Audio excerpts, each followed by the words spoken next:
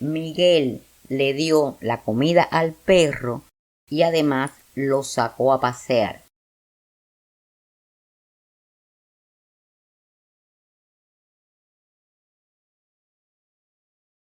Me gusta el cerdo, pero no puedo comerlo.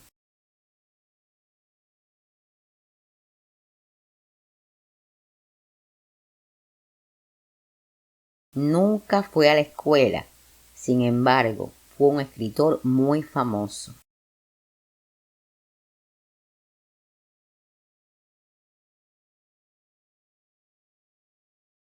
Este jugo es barato, aunque es de excelente calidad.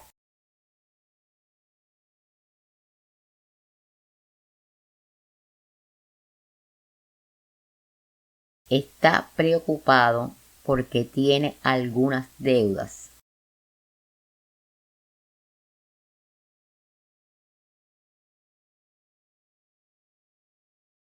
Si te gusta la acción, entonces te gustará esta serie.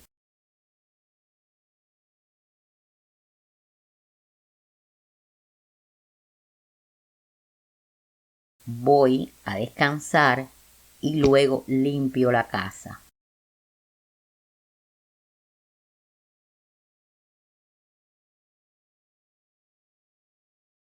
Debo comer sano, es decir, frutas y vegetales.